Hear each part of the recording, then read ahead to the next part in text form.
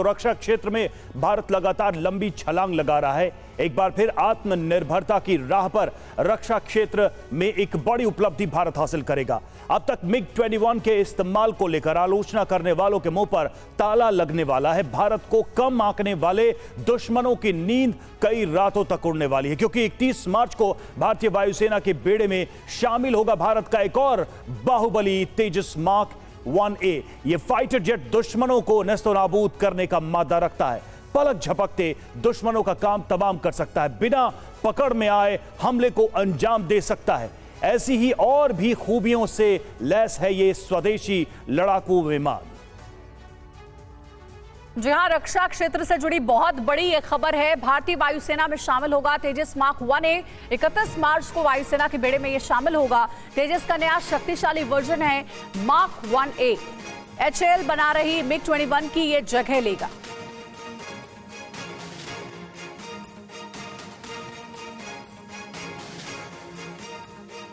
तो 31 मार्च को वायुसेना के बेड़े में इसे शामिल होना है और एक बहुत बड़ी उपलब्धि है रक्षा क्षेत्र में। तेजस का नया शक्तिशाली वर्जन है मार्क 1A और कहा जा रहा है कि HAL इसे बना रही है और MiG-21 की अब इसे जगह दी जाएगी।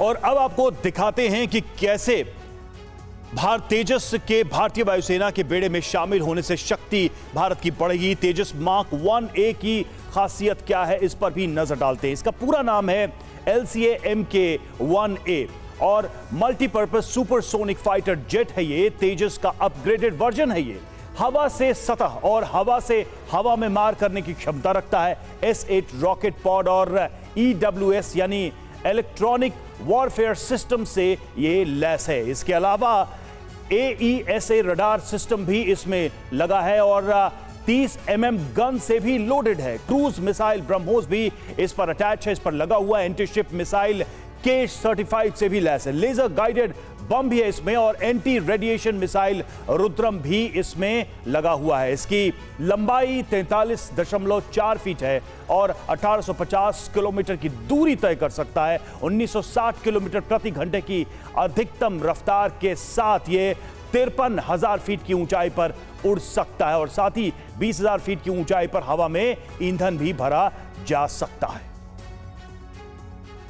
बड़ी खबर है, रक्षा मंत्री राजनाथ सिंह ने अमेरिकी रक्षा मंत्री से फोन पर बात की है। क्षेत्रीय सुरक्षा और रक्षा सहयोग पर बातचीत हुई है। लॉयड ऑस्टिन ने हिंद महासागर में समुद्री लुटेरों के खिलाफ चलाए जा रहे भारतीय नौसेना के ऑपरेशन की तारीफ की है।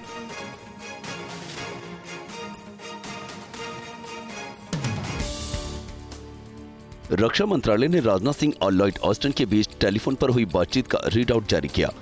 अमेरिकी रक्षा मंत्री ने हिंद महासागर में इंडियन नेवी के पराक्रम की जमकर तारीफ की। अमेरिका ने कहा कि समुद्री डकैती रोधी अभियान चलाकर इंडियन नेवी ने अपनी क्षमता साबित की है। माना जा रहा है कि दोनों रक्षा मंत्रियों ने 31 MQ-9B ड्रोन डील की समीक्षा भी की, तो रक्षा सौदों के रोड मैप को लागू करने के तरीकों पर भी चर्चा हुई। ये रोड मैप दोनों देशों के बीच रणनीतिक संबंधों को बढ़ाने का प्रयास भी करता है।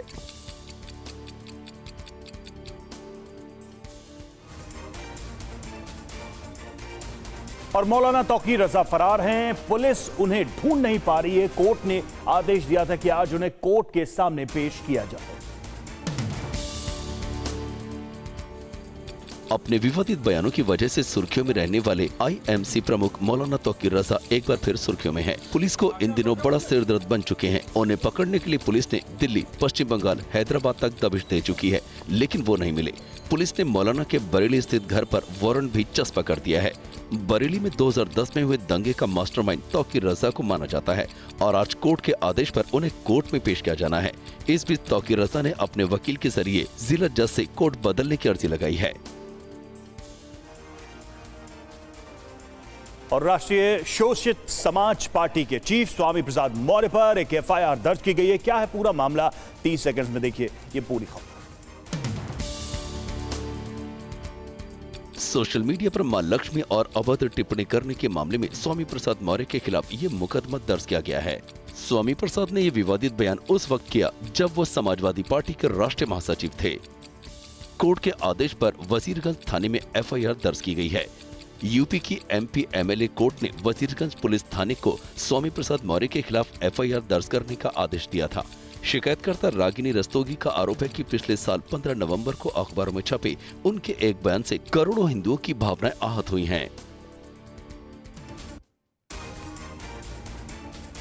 और अब खबर लोकसभा चुनाव में बड़ा मुद्दा बन चुके सीए कानून से जुड़ी हुई है। नागरिकता कानून पर आज सुप्रीम कोर्ट में सुनवाई होनी है। चीफ जस्टिस समेत 3 जजों की बेंच में मामला है और सीए के खिलाफ 200 से ज्यादा याचिका दायर हो चुकी है। लोकसभा चुनाव के बीच सीएए का मुद्दा बड़ा फैक्टर बनकर उभरा है। इसी महीने की 11 मार्च को सीएए लागू होने से विपक्षी दलों में भी बेचैनी है, तो सीएए के खिलाफ कुछ विरोध के स्वर भी तेजी से सामने आ रहे हैं। सुप्रीम कोर्ट में सीएए के खिलाफ 200 से ज्यादा याचिकाएं भी लगाई गई हैं। आज सुप्रीम कोर्ट में इन मामलों की सुनवाई शुरू होगी। सीजेआई डीवाई चंद्रचूड़ समेत 3 जजों की बेंच इन याचिकाओं पर सुनवाई शुरू करेगी। सीएए कानून में पाकिस्तान, अफगानिस्तान, बांग्लादेश के गैर मुस्लिमों को भारत की नागरिकता देने का प्रावधान है। और मथुरा के श्री कृष्ण भूमि शाही ईदगाह विवाद पर नया अपडेट। जी हां, श्री कृष्ण भूमि पर आज सुप्रीम कोर्ट में सुनवाई। शाही मस्जिद ईदगाह ट्रस्ट की याचिका पर सुनवाई। सुप्रीम कोर्ट तय करेगा कि ईदगाह ट्रस्ट की याचिका सुनवाई के लायक है या नहीं। मथुरा के श्री कृष्ण भूमि शाही ईदगाह विवाद पर आज सुप्रीम कोर्ट में सुनवाई होगी। ये सुनवाई शाही मस्जिद ईदगाह ट्रस्ट की याचिका पर होगी। सुप्रीम कोर्ट तय करेगा कि ईदगाह ट्रस्ट की याचिका सुनवाई लायक है कि नहीं।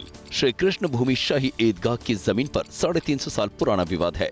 13.37 एकड़ जमीन को लेकर दोनों पक्षों के अपने अपने दावे हैं। 11 एकड़ में श्री कृष्ण मंदिर बना हुआ है तो 2.37 एकड़ में मस्जिद है। हिंदू पक्ष का दावा है कि शाही ईदगाह मस्जिद का निर्माण औरंगजेब ने मंदिर तोड़वा कर किया था। मशहूर यूट्यूबर और big boss OTT winner Elvish Yadav ने कबूल कर लिया है कि पार्टियों में सांप और सांपों का जहर मंगवाता था। पुलिस सूत्रों के मुताबिक और क्या-क्या खुलासे हुए हैं, दिखाते हैं आपको इससे जुड़ी लेटेस्ट रिपोर्ट। सांपों के साथ एल्विश यादव की तस्वीरों की सच्चाई अब सामने आ चुकी है। एल्विश 14 दिन की न्यायिक हिरासत में है। पुलिस सूत्रों के मुताबिक उसने गुनाह कबूल कर लिया है। एल्विश ने बताया कि वो पार्टी में सांप और सांपों का जहर मंगवाता था। वीडियो शूट करने से पहले वो सांपों को हाथ में लेकर देखता भी था। एल्विश यादव ने पूछताछ में कबूला कि वो नवंबर में गिरफ्तार आरोपियों राहुल समेत सभी से अलग अलग रेप पार्टियों में मिल चुका था और जान पहचान थी। पूछताछ में एल्विश ने कहा कि रेप पार्टियों में सांपों को भी लाया जाता है। वो सांप जहरीले नहीं होते, सिर्फ उनको गले में डालकर एंजॉय किया जाता है। और दिल्ली शराब नीति मामले पर नया अपडेट है। जी हां, के कविता की याचिका पर आज सुप्रीम कोर्ट में सुनवाई। ईडी समन के खिलाफ दायर याचिका पर सुप्रीम कोर्ट में सुनवाई। सुनवाई से पहले ईडी ने किए कई खुलासे।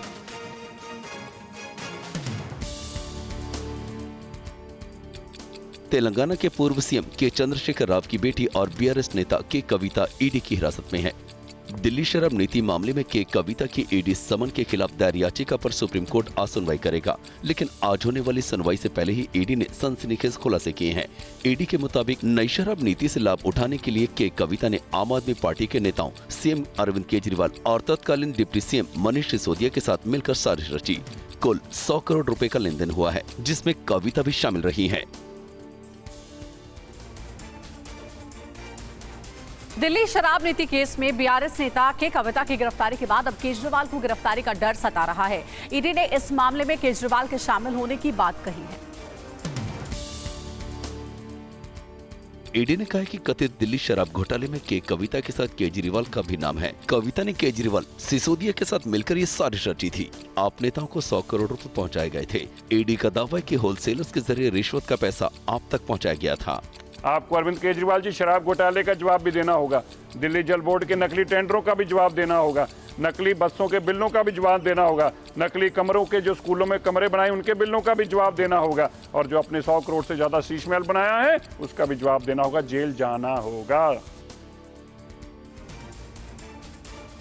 वहीं ईडी के खुलासे पर आम आदमी पार्टी ने तीखी प्रतिक्रिया दी है। आम आदमी पार्टी ने आरोप लगाया है कि ईडी बीजेपी का हथियार बन गई। दिल्ली सरकार में मंत्री और आप नेता आतिशी ने दावा किया है कि ईडी के पास एक भी सबूत नहीं है। ईडी और सीबीआई भारतीय जनता पार्टी के गुंडे बन के रह गए हैं। ईडी के पास अरविंद केजरीवाल के खिलाफ एक पैसे का सबूत नहीं है। बीजेपी नेता बांसुरी स्वराज ने कहा कि केजरीवाल जांच से भाग रहे हैं। लेकिन दिल्ली के मुख्यमंत्री माननीय अरविंद केजरीवाल जी बहुत ही लापरवाह नेता हैं। वो अभी भी जांच से भाग रहे हैं, उन जांच में नहीं जुड़ रहे। उनको फर्क नहीं पड़ रहा कि उनके साथी नेता जो है उनकी बेल बार बार रिजेक्ट हो रही है। सुप्रीम कोर्ट से नियमित जमानत याचिका खारिज होने के बाद सत्येंद्र जैन ने कोर्ट के सामने सरेंडर कर दिया है। सत्येंद्र जैन 9 महीने बाद तिहाड़ जेल लौट चुके हैं। जैन पर मनी लॉन्ड्रिंग का आरोप है।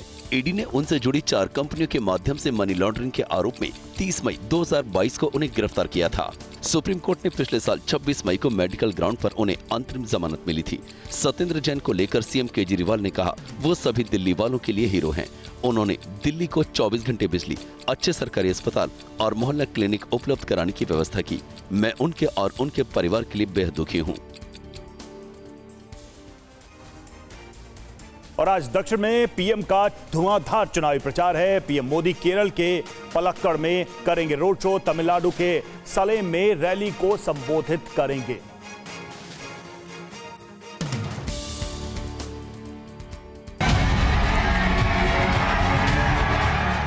प्रधानमंत्री का रोड शो सुबह 8:30 बजे कोट्टा मैदान अंचुको विलुक्कु से शुरू होगा, जो शहर में प्रधान डाकघर की ओर बढ़ेगा। आज ही दोपहर में करीब 1 बजे पीएम तमिलनाडु के सलेम में एक रैली को संबोधित करेंगे। बीजेपी 2011 में पुडुचेरी के अलावा आंध्र प्रदेश, तमिलनाडु और केरल में कोई भी सीट जीत नहीं पाई थी।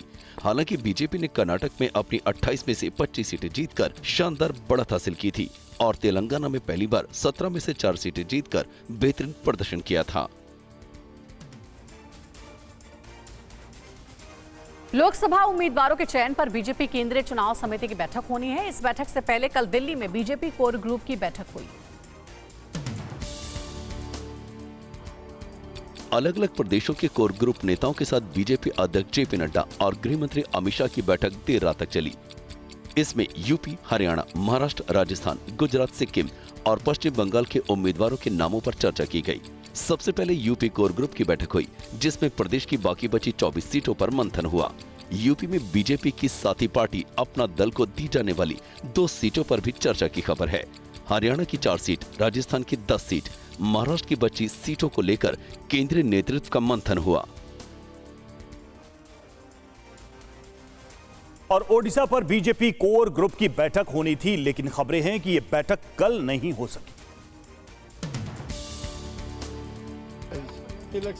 ओडिशा के लिए लोकसभा और विधानसभा उम्मीदवारों के नाम पर कल भी बीजेपी कोर ग्रुप के नेताओं के साथ केंद्रीय नेताओं की बातचीत नहीं हो सकी, जबकि ओडिशा कोर ग्रुप के लिए बीजेपी मुख्यालय में केंद्रीय मंत्री धर्मेंद्र प्रधान, राष्ट्रीय उपाध्यक्ष विजयंत जय पांडा, प्रवक्ता संबित पत्रा और ओडिशा के प्रदेश अध्यक्ष मनमोहन सामंत घंटों मौजूद रहे।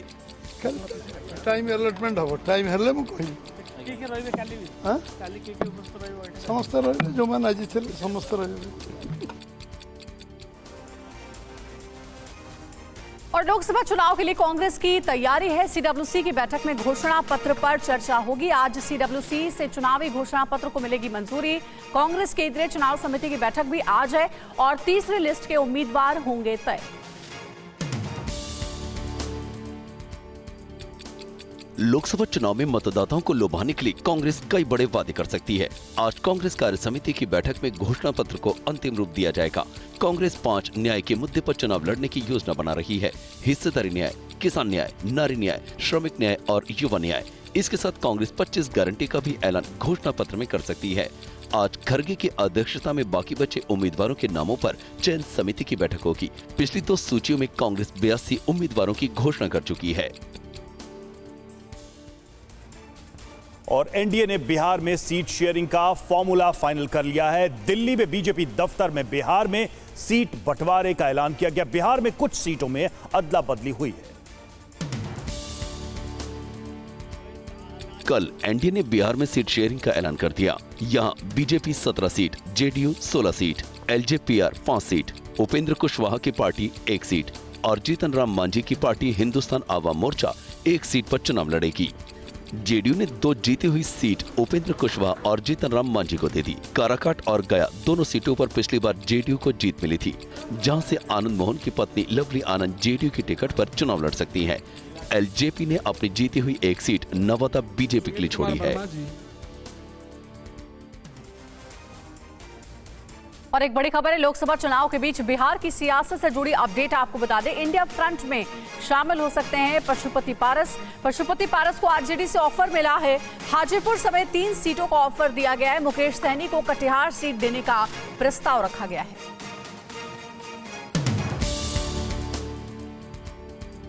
एनडीए की सीट फॉर्मूले में इस बार पशुपति कुमार पारस की पार्टी फिट नहीं बैठ पाई, लिहाजा पशुपति की पार्टी को एक भी सीट नहीं मिली है। सूत्रों के मुताबिक पशुपति पारस को आरजेडी ने हाजीपुर समेत 3 सीटों का ऑफर दिया है। अटकलों के मुताबिक पशुपति पारस अब इंडिया फ्रंट में शामिल हो सकते हैं, तो दूसरी तरफ एनडीए से 5 सीटें पाने वाले चिराग पासवान बेहद उत्साहित हैं। जमुई, हाजीपुर, समस्तीपुर, वैशाली, खगड़िया सीट एसएलजेपी के पास है।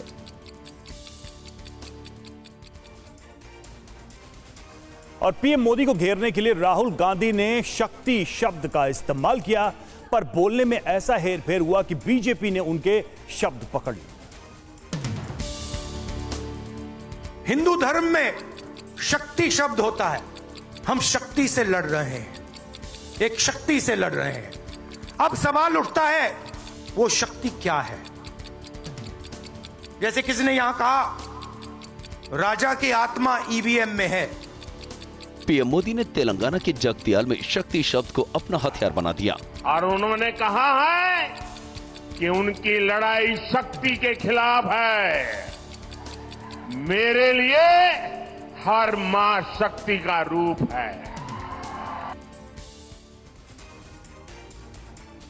और वहीं शक्ति पर छिड़े संग्राम पर कांग्रेस और बीजेपी एक दूसरे पर हमलावर है। दोनों ओर से तीखी प्रतिक्रियाएं सामने आ रही है।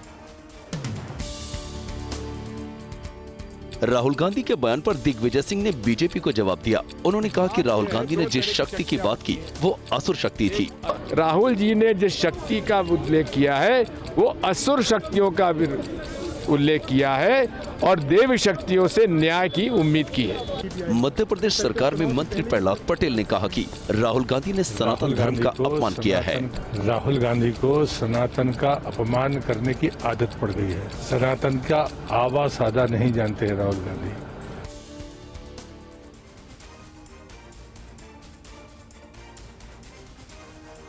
और राहुल गांधी के बयान पर कांग्रेस डैमेज कंट्रोल करने में जुट गई है, तो शक्ति वाले बयान पर बीजेपी अब कांग्रेस को हर तरफ से घेर रही है। बीजेपी सांसद दिनेश शर्मा ने कहा कि राहुल गांधी में परिपक्वता का अभाव दिखता है। वरिष्ठ नेता होने के बावजूद जिसको कहते हैं मैच्योरिटी, परिपक्वता का अभाव साफ दिखाई पड़ता है। पिछले 10 साल में सरकार के पीछे बैठी आसुरी शक्ति ने महिलाओं की प्रताड़ना की। तब प्रधानमंत्री की शक्ति उपासना कहां गई थी? सनातन तो शक्ति का उपासक आदिकाल से रहा है और हमारी पूंजी शक्ति ही है। अहमदाबाद पूर्व से कांग्रेस के उम्मीदवार बनाए गए रोहन गुप्ता ने चुनाव लड़ने से इनकार कर दिया है। गुजरात में कांग्रेस अब इस सीट पर क्या करेगी, देखिए पूरी खबर। कांग्रेस के मुखर आवाज रहे कांग्रेस के राष्ट्रीय प्रवक्ता रोहन गुप्ता ने निजी वजहों से चुनाव लड़ने से इनकार कर दिया। रोहन गुप्ता ने गुजरात कांग्रेस के अध्यक्ष शक्ति सिंह गोहिल को लिखी चिट्ठी में कहा, अस्पताल में भर्ती मेरे पिता की हालत गंभीर होने की वजह से मैं अहमदाबाद पूर्व लोकसभा सीट से कांग्रेस उम्मीदवार के तौर पर अपना नाम वापस ले रहा हूं। मैं पार्टी के घोषित नए उम्मीदवार को पूरा समर्थन दूंगा। रोहन गुप्ता के बीमार पिता की तस्वीर भी आई, जिसमें वो एम्बुलेंस में गंभीर हालत में नजर आ रहे हैं।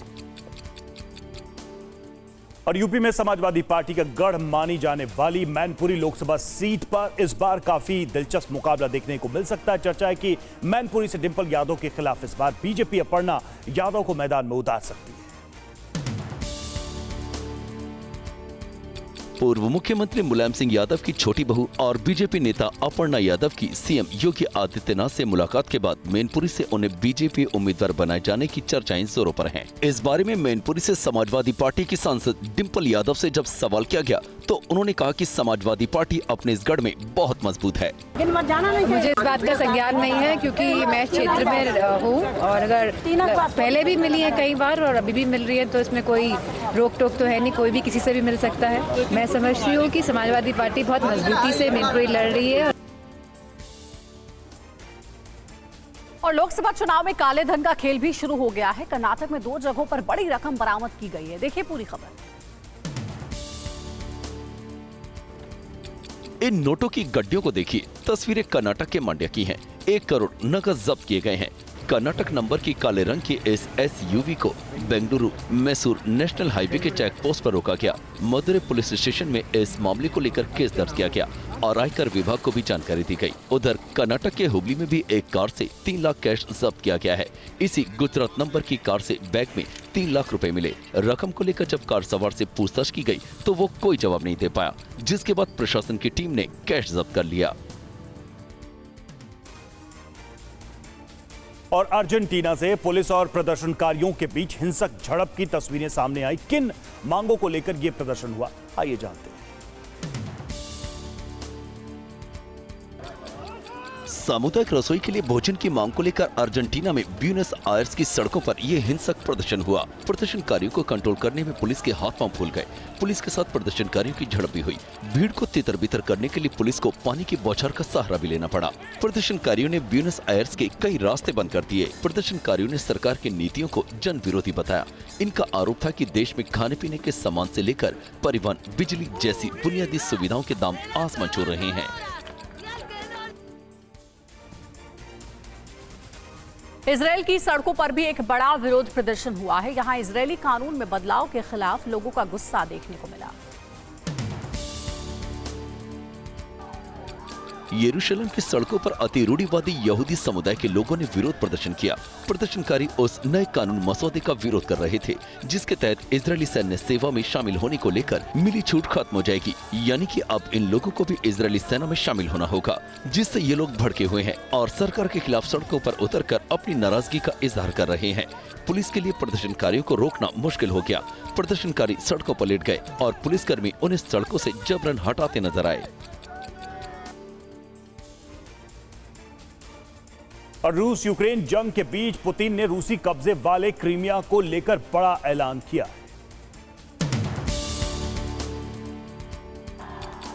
मौका था क्रीमिया पर रूसी कब्जे की 10वीं सालगिरह का। इस दौरान मॉस्को में आयोजित कार्यक्रम के दौरान पुतिन ने ऐलान किया कि जल्दी ट्रेन के जरिए रूसी शहरों को क्रीमिया के सेवस्तोपोल तक जोड़ा जाएगा। इस मौके पर राष्ट्रपति चुनावों के 3 अन्य उम्मीदवार भी मौजूद थे जिन्होंने पुतिन का खुलकर समर्थन किया। पुतिन 5वीं बार रूसी राष्ट्रपति चुनाव जीत चुके हैं। जेलेंस्की लगातार रूसी कब्जे से क्रीमिया को आजाद कराने की बात कहते रहे हैं। 2014 में रूस ने यूक्रेन के क्रीमिया प्रायद्वीप पर कब्जा कर लिया था। पूर्व सांसद प्रिया दत्त के कांग्रेस छोड़कर शिवसेना में शामिल होने की अटकलें हैं, जिस पर टीवी9 भारतवर्ष ने प्रिया दत्त से खास बातचीत की। टीवी9 संवाददाता से फोन पर हुई खास बातचीत में प्रिया दत्त ने कांग्रेस छोड़कर शिवसेना शिंदे गुट में शामिल होने की अटकलों को सिरे से खारिज कर दिया है। पिछले कई दिनों से सोशल मीडिया पर प्रिया दत्त के कांग्रेस छोड़ने की खबर छाई हुई है, जिस पर प्रिया दत्त ने कहा कि वो न तो कांग्रेस छोड़ रही हैं और न ही किसी दूसरी पार्टी को ज्वाइन कर रही हैं। ये खबर पूरी तरह गलत है। इन खबरों पर ध्यान न दें। फिलहाल मेरा पूरा फोकस मेरी मां के नाम के NGO नरगिस दत्त फाउंडेशन पर है और उसी में मैं अपना समय देकर खुश हूँ। बड़ी खबर है, अमित शाह से मिलने दिल्ली पहुंचे राज ठाकरे। मुझे दिल्ली बुलाया गया है। राज ठाकरे ने कहा है मुंबई दक्षिण सीट MNS को दी जा सकती है। राज ठाकरे ने की है 2 सीटों की मांग। देखिए बहुत बड़ी खबर है, मनसे के अध्यक्ष हैं राज ठाकरे और उन्हें दिल्ली बुलाया गया है। मुलाकात अमित शाह से करनी है और खुद राज ठाकरे ने यह खबर कंफर्म की है। सूत्र ये बताते हैं कि MNS 2 सीटों की मांग महाराष्ट्र में कर रही है।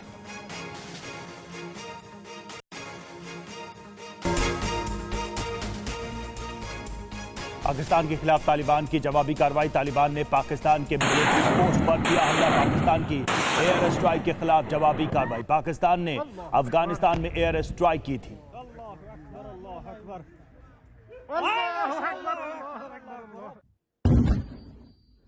Falsă sferă, dola gen raport, să de moară, și de code de arăs.